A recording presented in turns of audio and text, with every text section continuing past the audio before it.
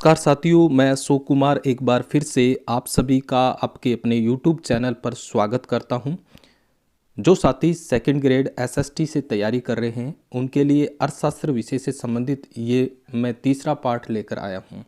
आज के इस पार्ट में हम चर्चा करने जा रहे हैं रासमान सीमांत तुष्टिगुण नियम के उपयोग। साथियों, यहाँ से पिछली बार एक प्रश्न बना था, इस पर हम विस्तार से चर्चा करेंगे और देखेंगे कि यहाँ से किस प्रकार से प्रश्न पूछा गया था और भावी परीक्षा में, आने वाली परीक्षा में यहाँ से किस प्रकार से प्रश्न पूछे जाने की संभावना है। लेकिन उससे पहले आप सभी से अपील, जिन्होंने पार्ट फर्स्ट और सेकंड नहीं देखे हैं वो पहले ज़रूर देखें, क्योंकि वहाँ हमने विस्तार से ये चर्चा की है कि आखिर रासमान सीमांत तुष्टिगुण नियम क्या होता है।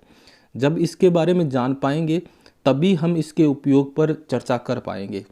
इसलिए आप सभी से ये अपील कि वो पार्ट फर्स्ट और सेकंड देखें, और जिन साथियों ने अब तक इस चैनल को सब्सक्राइब नहीं किया वो सब्सक्राइब ज़रूर करें, इसे शेयर करें। इस टॉपिक पर चलने से पहले हम कुछ महत्वपूर्ण प्रश्नों पर चर्चा करते हैं कि पिछली विगत परीक्षाओं में किस प्रकार से प्रश्न पूछे गए हैं। चलते हैं। जैसा कि आपकी स्क्रीन पर प्रश्न संख्या फर्स्ट दिखाई दे रहा है कि उपभोक्ता की बचत की धारणा का आधार क्या है। तो आज के इस पार्ट में हम इस बात की जानकारी लेंगे कि आखिर उपभोक्ता बचत क्या है, कंज्यूमर सरप्लस क्या है, और इनमें से किसके साथ इसका संबंध है। क्या प्रगट अधिमान सिद्धांत के साथ संबंध है, क्या उपयोगिता रास नियम के साथ संबंध है, क्या सम सीमांत उपयोगिता नियम के साथ संबंध है, उदासीनता वक्र की धारणा के साथ संबंध है। इस वीडियो के अंत तक मैं इनके जवाब आपको ज़रूर दे दूंगा, लेकिन उससे पहले हम इस उपभोक्ता बचत को समझेंगे। उसके बाद हम देखेंगे कि इनका संबंध इस प्रश्न के साथ किस प्रकार से जुड़ा हुआ है। दूसरे प्रश्न पर मैं चर्चा करूं कि पानी का उपयोग मूल्य बहुत अधिक होने पर भी इसका बाजार मूल्य लगभग शून्य होता है। इसी के साथ एक प्रश्न यहाँ से हीरा से भी पूछा जा सकता है। आखिर ये पानी और हीरा का विरोधाभास क्या है और उपयोग मूल्य क्या होता है, इसके बारे में भी आज के इस पार्ट में चर्चा करेंगे। चलते हैं अगले प्रश्नों पर। यहाँ हम देख रहे हैं कि उपभोक्ता की बचत है। फिर से उपभोक्ता की बचत पर आधारित एक और प्रश्न यहाँ बना है, और चौथे प्रश्न पर चर्चा करें तो ये आपकी सेकंड ग्रेड के एग्जाम में प्रश्न पूछा गया है। निम्न में से क्षेत्र में उपभोक्ता बचत की अवधारणा उपयोगी है।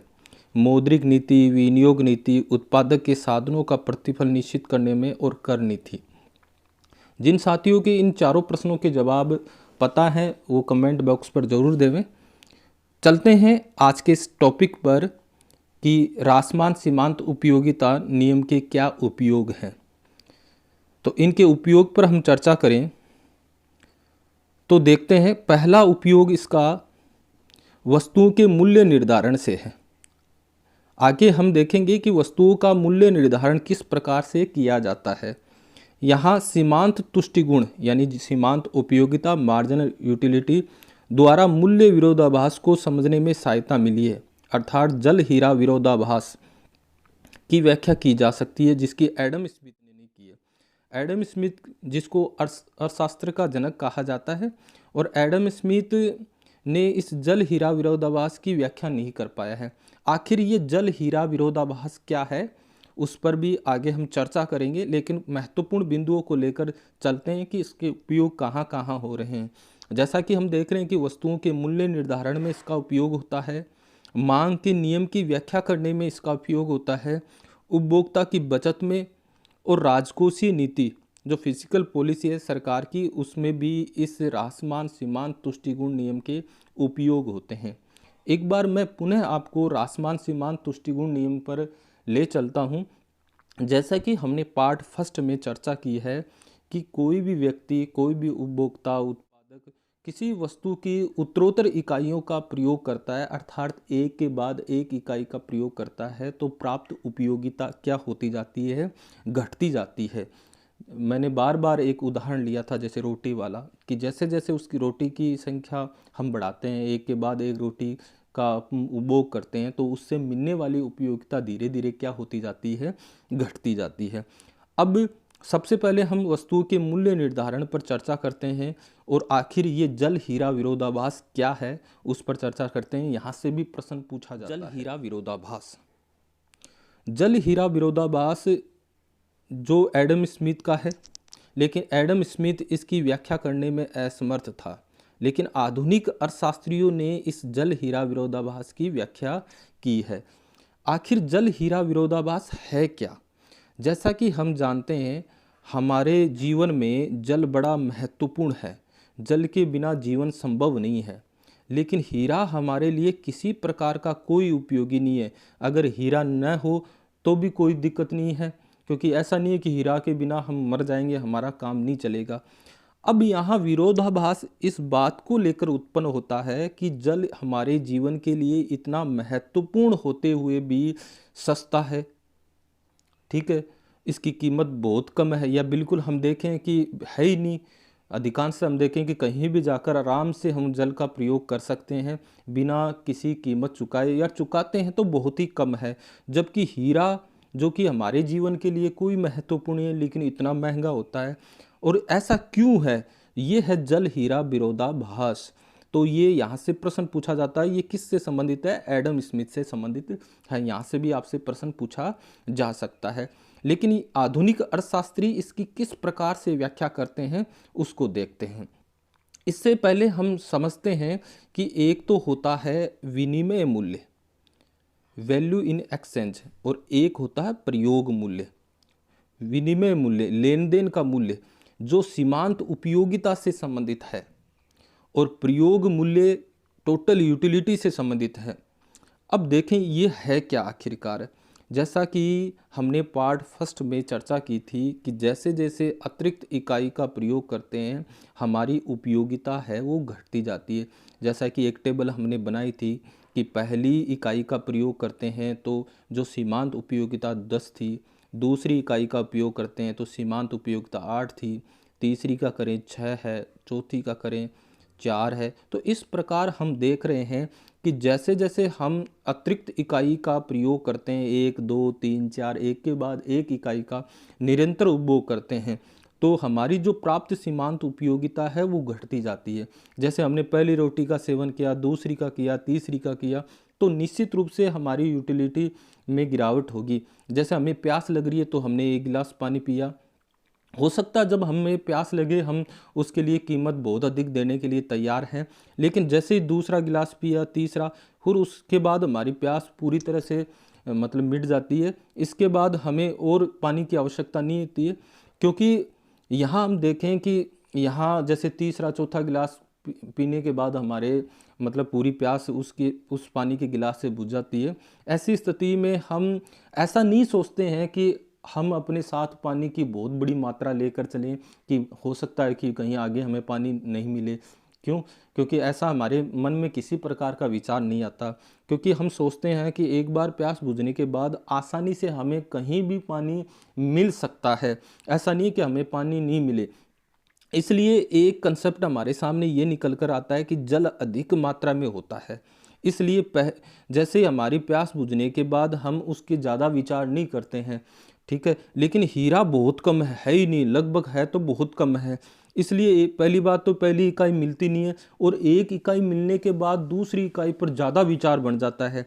इसलिए हम देखें कि इसको 2 कंसेप्ट से देख सकते हैं।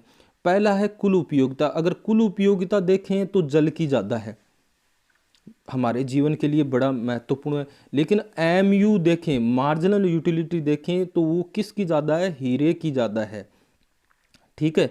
हीरा, क्योंकि अगली इकाई के लिए उसकी जो सीमांत उपयोगिता है वो क्या हो जाएगी, मतलब बहुत ज़्यादा हो जाती है। क्यों? क्योंकि हीरा बहुत कम मात्रा में पाया जाता है।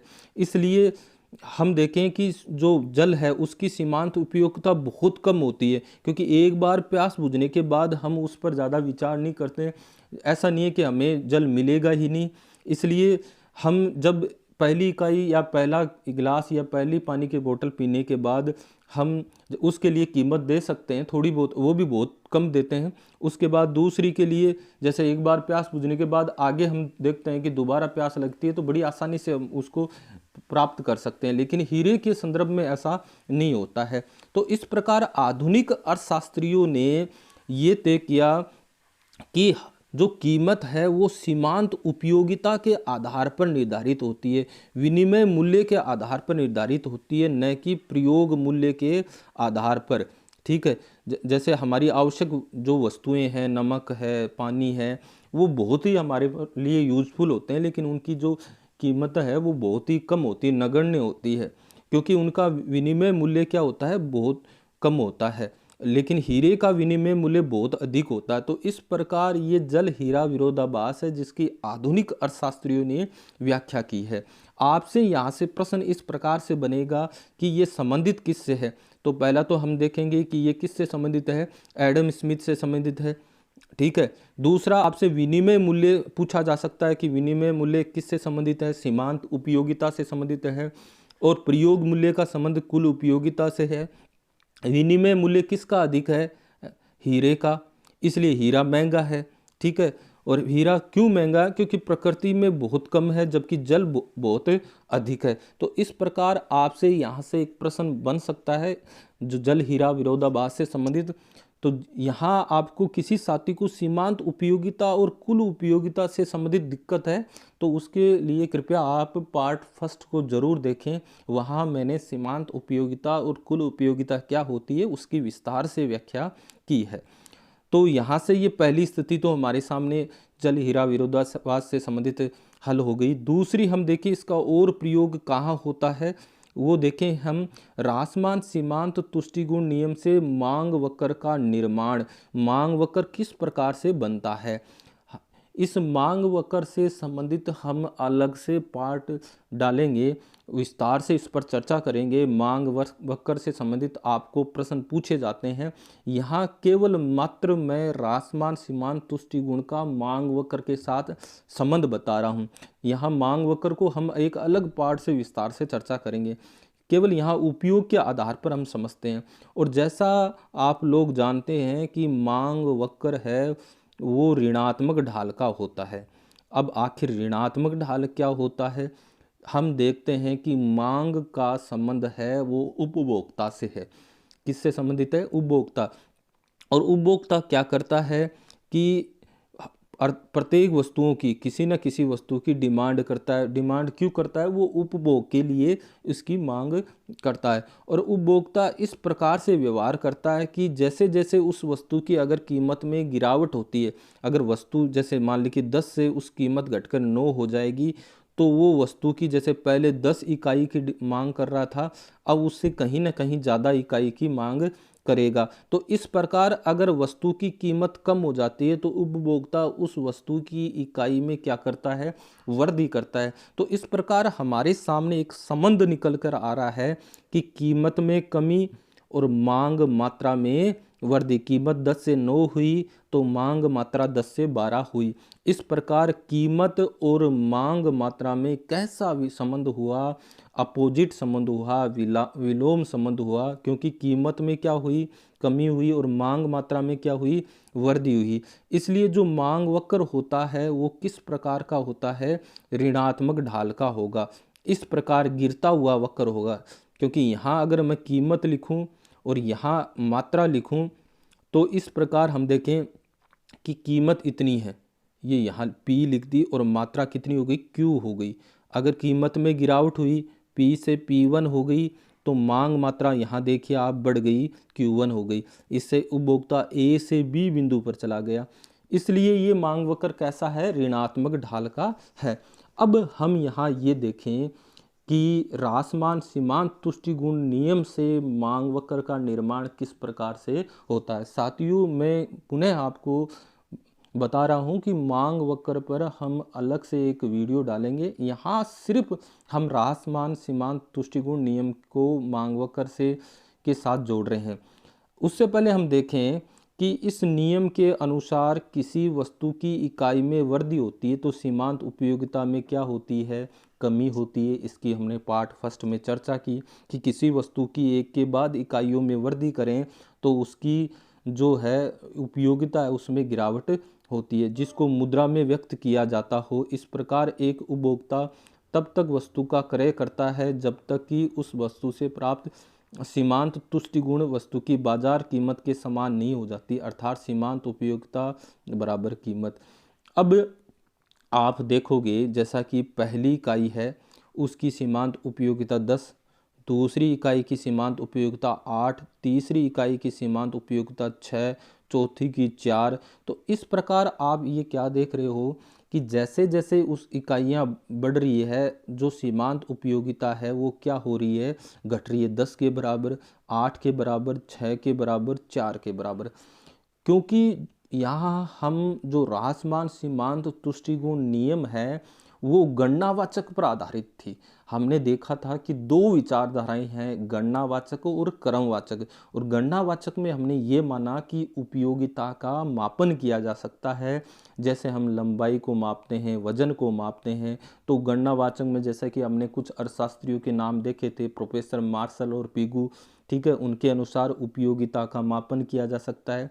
और उपयोगिता अपेक्षित है, अपेक्षित मतलब एक्सपेक्टेड है, एक्सपेक्टेड का मतलब हम आगे अनुमान लगाते हैं। जैसे मान लीजिए कि जैसे कि कोई व्यक्ति को भूख लग रही है और वो कहता है कि मुझे एक रोटी मिल जाए तो मैं उसके लिए 10 रुपये तक देने के लिए तैयार हूँ। इसका मतलब 10 रुपये दे रहा है तो 10 के बराबर उसकी यूटिलिटी है, क्योंकि इन अर्थशास्त्रियों ने एक काल्पनिक इकाई के द्वारा मापन किया है, यूटिल्स, और यूटिल्स को रुपए के बराबर ले लिया। अगर 10 रुपये दे रहा है तो यूटिलिटी कितनी मिल रही है, 10 के बराबर है। ज़्यादा आपको इसकी गहराई में नहीं जाना है, आपको उतना ही देखना है जितना आपका सेकंड ग्रेड के लिए सफिशिएंट है, ठीक है। तो यहाँ हम देखें पहली इकाई के लिए वो 10 रुपये देने के लिए तैयार है, तो वो उसकी उपयोगिता कितनी है, 10 है। आप सोच रहे होंगे कि ये थोड़ा सा आपके दिमाग में थोड़ा सा भ्रम सा पैदा कर रहा है कि सर हमें तो पता है कि वस्तु की कीमत कितनी है, तो फिर इसका अनुमान किस प्रकार से होगा। और अलग अलग व्यक्ति अलग अलग अनुमान लगेंगे, कोई सोचेगा मैं 20 रुपये देने के लिए तैयार हूँ, कोई सोचेगा 30 रुपये देने के लिए तैयार हूँ। हाँ, ये इसमें थोड़ा सा एक प्रकार से हम देखें आलोचनाएं हो सकती है, लेकिन आप एक नज़रिया देखें कि किसी का रोटी के बदले ज़्यादा देने को लिए तैयार है, कोई कम देने के लिए है, लेकिन औसतन कोई ज़्यादा कम एवरेज वो लगभग वहीं आएगा। और ये मापन किस प्रकार से होता है ये भी हम एक आलोचना का विषय है कि वास्तव में एक उपभोक्ता किस प्रकार से इसका मापन कर सकता है, क्या संभव है, क्या इतनी उसमें कलाकारी है, क्या वो मापन कर सकता है। तो वो उसकी आलोचना का विषय है जो आगे हम पढ़ेंगे, जब क्रमवाचक दृष्टिकोण पढ़ेंगे।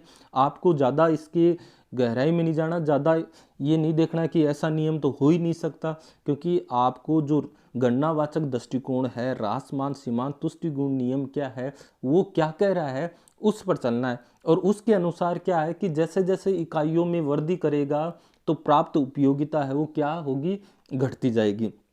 अब आगे हम देखें कि वो दूसरी इकाई के लिए कितना देने के लिए तैयार है, 8 देने के लिए तैयार है।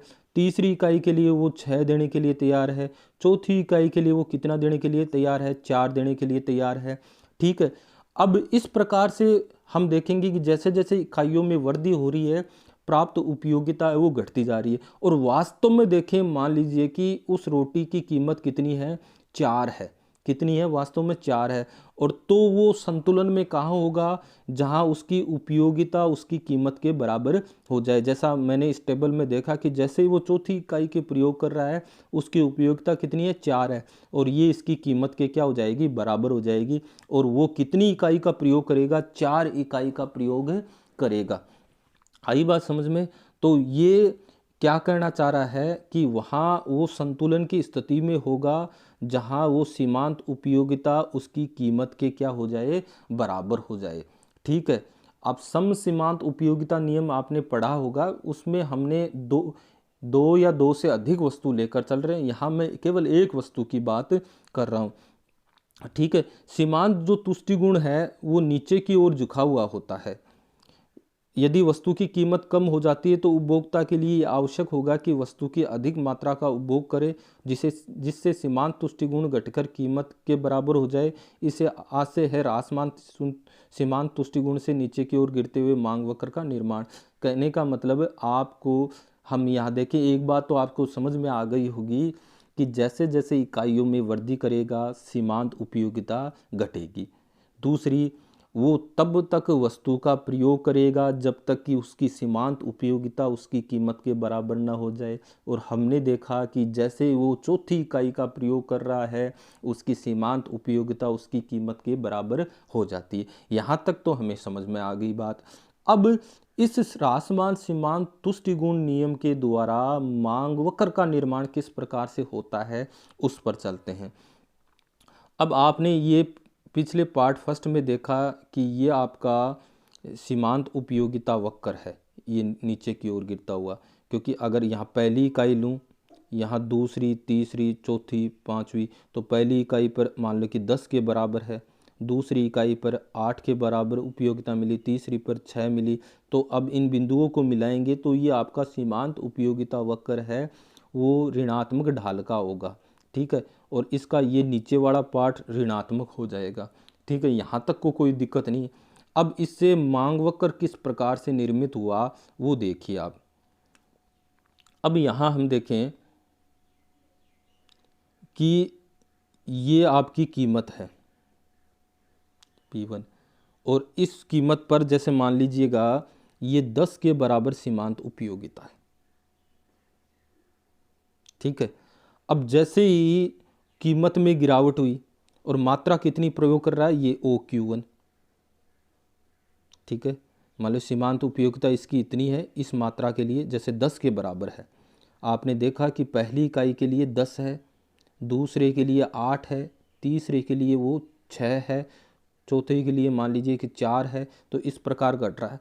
एक तो मतलब एक सीधी ट्रिक तो हम ये देखें कि जैसे जैसे इकाइयाँ क्या हो रही है, बढ़ रही है, तो सीमांत उपयोगिता क्या हो रही है, घट रही है।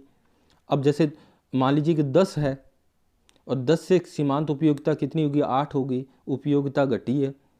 8 से कितनी हो गई, 6 हो गई। इसका मतलब कब हुई ये, 1 से 2 हुई, 2 से 3 हुई। जब इकाइयाँ बढ़ रही है और इकाइयाँ बढ़ने पर उसकी सीमांत उपयोगिता घट रही है, तो सीमांत उपयोगिता कम हुई, इसका मतलब वो ज़्यादा कीमत देगा, अधिक कम देगा। निश्चित ही बात है कि वो कीमत क्या देगा, कम देगा, क्योंकि 10 के लिए वो ज़्यादा कीमत देगा, 8 के लिए वो कम देने के लिए तैयार है, 6 के लिए और कम देगा। इसका मतलब कीमत कम हुई और ये मात्रा क्या हो रही है, बढ़ रही है। यही तो मांग का नियम है, यही तो मांग वक्र है। ये तो एक सीधी सी ट्रिक की बात है, लेकिन इस चित्र के द्वारा हम इसको समझें कि यहाँ वो 10 के बराबर सीमांत उपयोगिता है पहली इकाई, और कीमत मान लीजिए कि 10 है, दोनों बराबर हैं। ठीक है, और मात्रा कितनी है, OQ1, और इतनी मात्रा यहाँ OQ1 है। ठीक है, अब ये आपका इस OQ1 और 10 को मिलाकर ये एक बिंदु हमने तैयार किया जो A बिंदु है। कोई दिक्कत नहीं है।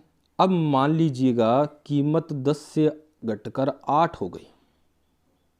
कीमत क्या हो गई, 10 से घटकर 8 हो गई। ठीक है, अब 8 है और पहले हम यहाँ बैठे हैं, सीमांत उपयोगिता इतनी है, 10 है। ठीक है, अब सीमांत उपयोगिता हमारी क्या है, ज़्यादा है, और कीमत क्या हो गई, कम हो गई। और हमने ये देखा कि वो क्या करेगा कि कीमत को सीमांत उपयोगिता के बराबर लेगा। MU को किसके बराबर ले, P के बराबर, है ना।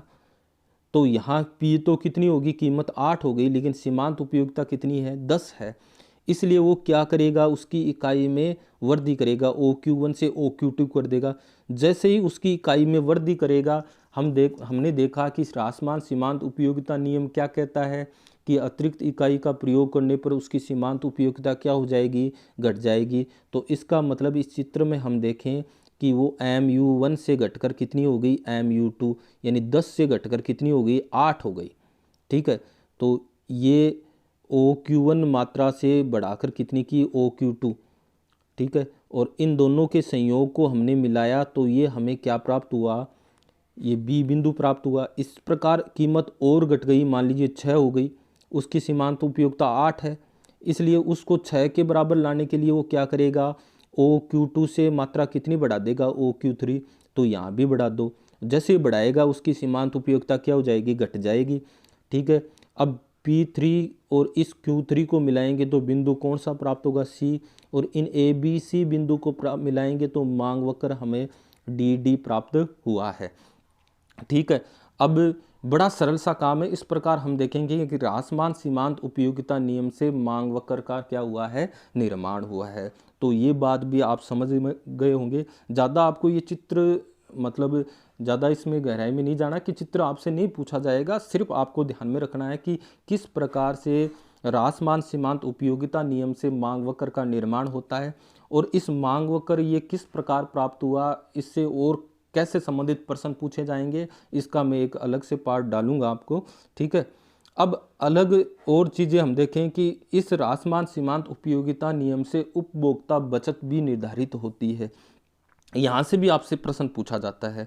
तो उपभोक्ता बचत की हम बात करें तो इस विचार को सर्वप्रथम एक अर्थशास्त्रीय ड्यूपिट जो फ्रांस के हैं उनके द्वारा प्रस्तुत किया गया। तो ये भी प्रश्न आपसे बन सकता है, पूछा जा सकता है।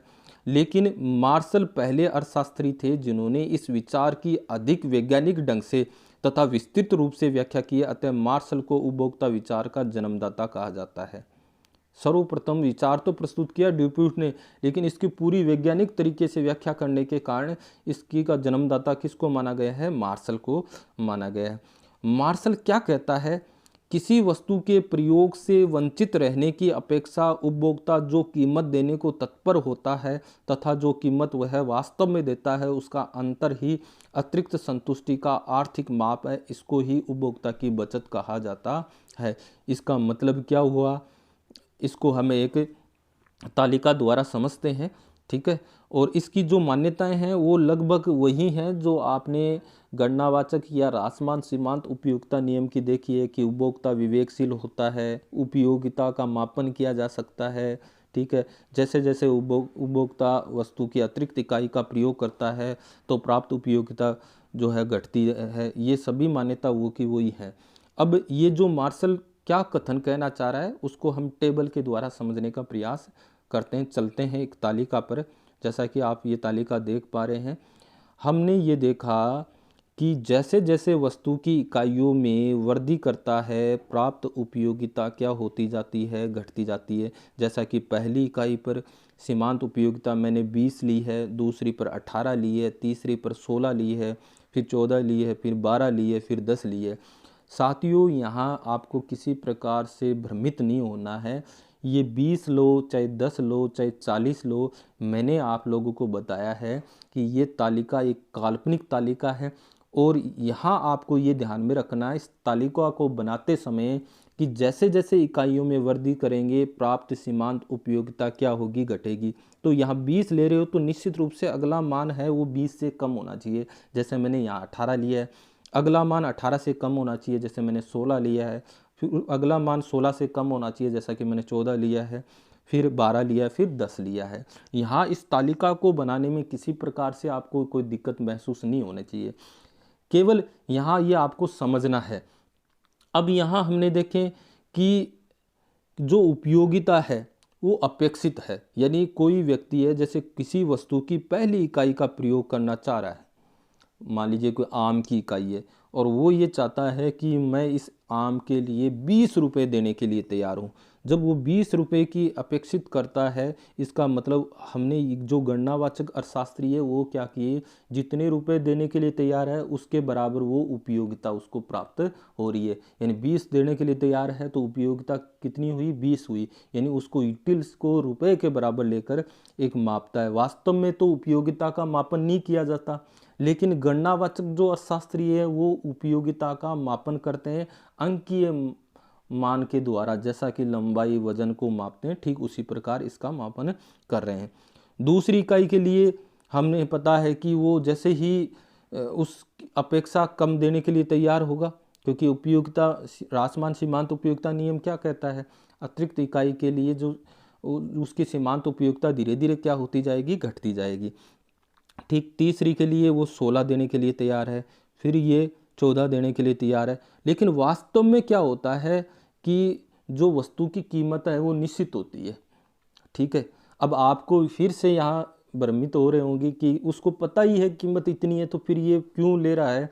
लेकिन ये ह्रासमान सीमांत उपयोगिता के अंतर्गत ये इस प्रकार से धारणा है कि उपभोक्ता बचत किस प्रकार से निकाली जाएगी। यानी कोई उपभोक्ता है किसी वस्तु से वंचित रहने की के लिए बिना जो कीमत देने के लिए तैयार है और वास्तव में जो कीमत देता है उसका अंतर।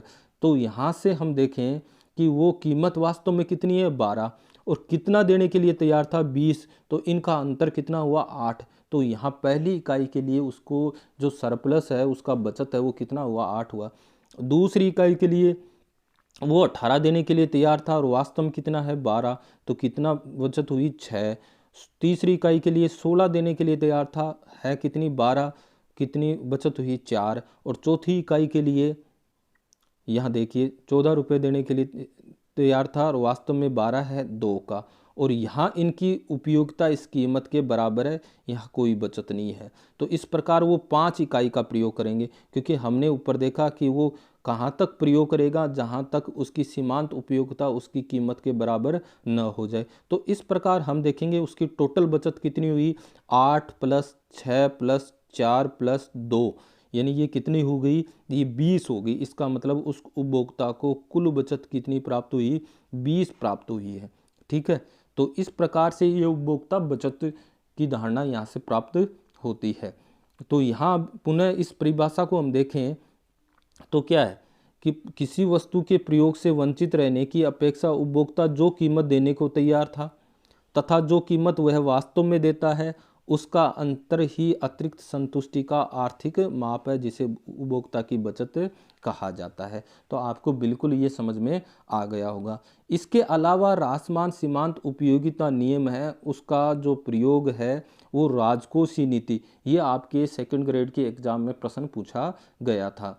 ठीक है, या जिसको कर नीति कहते हैं, या आय के पुनर्वितरण में भी इसका प्रयोग किया जाता है। किसका, रासमान सीमांत उपयोगिता नियम या बचत का यहाँ प्रयोग किया जाता है।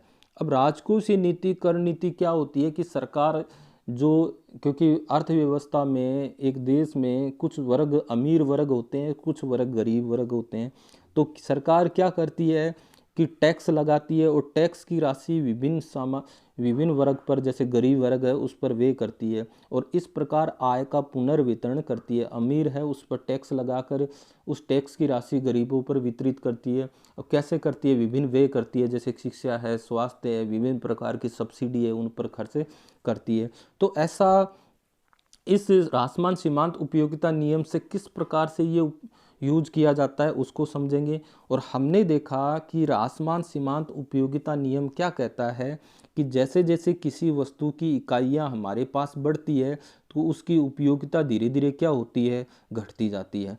जैसा कि हमारे पास एक जूते की जोड़ी थी तो बड़ा उसको ध्यान के मतलब साफ़ सफाई है टाइम पर उसको, फिर हमारे पास 2 3 4 5 6 7 10, इस प्रकार जैसे हमारे पास जूतों की जोड़ी बढ़ी, हम उसको उसकी देख रेख में हमारी गिरावट आ जाएगी, यानी हमारी उपयोगिता में धीरे धीरे क्या आएगी, कमी आएगी। ठीक उसी प्रकार जैसे हमारे पास आय है, पैसा वो धीरे धीरे बढ़ता जाएगा, बहुत बढ़ जाएगा, तो उसके लिए हमारी जो उपयोगिता है वो धीरे धीरे घटती जाती है। क्यों, क्योंकि जैसे मान लीजिए कि कोई व्यक्ति, उसके पास गरीब व्यक्ति 1000 रुपये आए, तो वो 1000 रुपये को विभिन्न वस्तुओं पर खर्च करके उसकी उपयोगिता ज़्यादा होगी, लेकिन ये धीरे धीरे उसकी आय बढ़ते जाते मान लो कि 1 करोड़ हो गई। अब उसके 1 करोड़ से उसके पास मान लीजिए कि 1000 रुपये बढ़ा, और इस 1000 वाले व्यक्ति के पास 1000 रुपये बढ़ा, तो आप बताइए कि इस 1000 वाला व्यक्ति है, उसके लिए 1000 की रुपये की बढ़ने पर उपयोगिता ज़्यादा होगी या 1 करोड़ वाले के 1000 बढ़ने की। निश्चित रूप से हम कहेंगे ऐसा व्यक्ति जिसकी आय 1000 है, उसका 1000 बढ़ेगा, वो उसके लिए ज़्यादा यूजफुल होगा, जबकि 1 करोड़ जिसकी आय है उसका 1000 बढ़ेगा, तो वहाँ उसको ज़्यादा प्रभावित नहीं होगा। इसलिए यहाँ कर नीति है, जो राजकोषीय नीति है, उसमें क्या किया जाता है कि जैसे 1000 जिसकी आय है उस व्यक्ति से थोड़ा पैसा ले लिया जाएगा, और 1 करोड़ वाले से ले लिया जाएगा, मतलब 1000 रुपये वाले से 200 रुपये ले लिया जाए और करोड़ वाले से 200 ले लिया जाए, तो ज़्यादा प्रभावित कौन होगा, जी 1000 वाला होगा, क्योंकि उस 200 रुपये कम हो जाएंगे तो उसका जो खर्च है उसमें बहुत ज़्यादा गिरावट आ जाएगी। लेकिन 1 करोड़ वाले का से 200 रुपये ले लिए जाएंगे तो कोई प्रभाव नहीं पड़ेगा। इसलिए सरकार क्या चाहती है कि यहाँ से जो 1 करोड़ वाली आय वाली है उससे कर के रूप में आय प्राप्त करके किसको दिया जाए, 1000 वाले को दिया जाए, जिससे उसकी उपयोगिता पर ज़्यादा प्रभाव पड़ेगा। तो इस प्रकार ये एक वक्र है, MU वक्र जो आय का वक्र है, सीमांत उपयोगिता वक्र है। और जैसे जैसे आय में वृद्धि होगी तो ये सीमांत उपयोगिता वक्र क्या होता जा रहा है, घटता जा रहा है। यहाँ आय बढ़ रही है, जैसे इस तरफ बढ़ेगी इस अक्ष पर, ठीक है। एक व्यक्ति जिसकी आय बढ़ती, जैसे मैंने बताया, 1000 है, 10,000 है, लाख है, करोड़ है, तो इस प्रकार जैसे बहुत ज़्यादा आय बढ़ जाएगी तो उसकी अगले इकाई के लिए उपयोगिता है वो कम होती जाएगी, ठीक है। अब एक व्यक्ति है उसकी आय है OL और एक व्यक्ति है उसकी आय है OH, ये वाली OH। तो आप इस चित्र से देख पा रहे होंगे कि OH आय वाला व्यक्ति अमीर है और OL वाला गरीब है। अब इस OH, जैसे मैंने 1 करोड़ वाले की बात की, तो 1 करोड़ वाले से इतनी आय छीन ली जाए, कितनी, ये H प्राइम आपको दिखाई दे रहा है, इससे होगी तो इसकी जो उपयोगिता में है वो गिरावट कितनी होगी, इस छाए वाले भाग में। मैंने बताया था कि 1 करोड़ रुपए वाले से 1000 रुपये ले लिए जाए तो उस पर ज़्यादा प्रभाव नहीं पड़ेगा, उसका इतना ही प्रभाव पड़ेगा। लेकिन इतने जो ये 1000 है इस OL आय वाले को दे दिया जाए, जैसे इसकी आय कितनी बढ़ गई, L1 बढ़ गई, जिससे उसकी उपयोगिता में वृद्धि कितनी हुई, ये देखिए ये क्षेत्र आपको दिखाई दे रहा होगा, ये इतने क्षेत्र में वृद्धि हुई।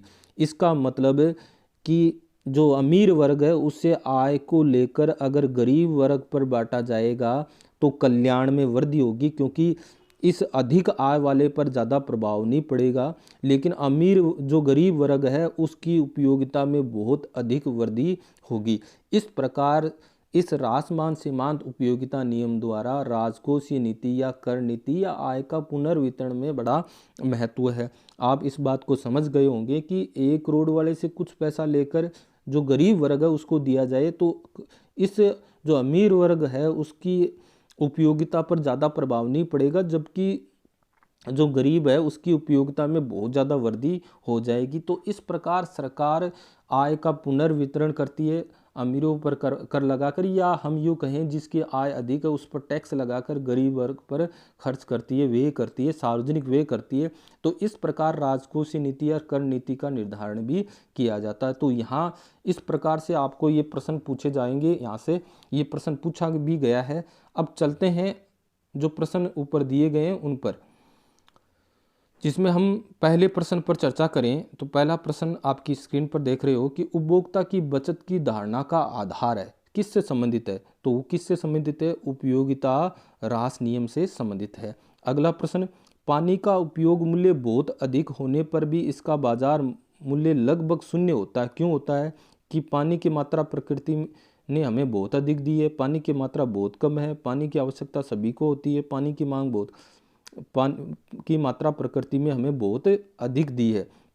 लेकिन जैसा कि मैंने जल हीरा विरोधाभास बताया था कि हीरा बहुत कम है, पानी प्रकृति में बहुत अधिक है, इसलिए इसकी कुल उपयोगिता तो अधिक होती है लेकिन सीमांत उपयोगिता क्या होती है, कम होती है। और मैंने बताया कि कीमत का निर्धारण किसके आधार पर होता है, सीमांत उपयोगिता के आधार पर। इसलिए पानी की जो मूल्य है वो बहुत अधिक होने पर भी इसका उपयोग मूल्य बहुत अधिक होने, उपयोग मूल्य कौन सा होता है, कुल उपयोगिता, वो बहुत अधिक होने पर भी इसका जो बाजार मूल्य है वो क्या है, शून्य। क्यों है, क्योंकि मूल्य का निर्धारण किसके द्वारा किया जाता है, सीमांत उपयोगिता के द्वारा किया जाता है।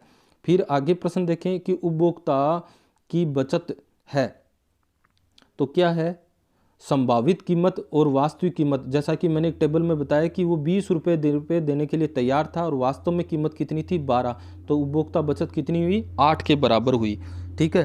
फिर है निम्नलिखित क्षेत्र में से उपभोक्ता बचत की अवधारणा उपयोगी है, तो मैंने बताया किसमें, कर नीति में, जो राजकोषीय नीति है उसमें इसका बड़ा महत्व है। तो इस प्रकार से ये इससे संबंधित कुछ प्रश्न थे। आगे किस प्रकार से और प्रश्न पूछे जा सकते हैं उसका मैं एक मॉडल पेपर अलग से आपकी अपलोड कर दूंगा। जिन साथियों से एक बार पुनः अपील की इस चैनल को अब तक सब्सक्राइब नहीं किया वो सब्सक्राइब ज़रूर करें, शेयर भी करें और अपने कमेंट ज़रूर दें। आज के लिए बस इतना ही, धन्यवाद।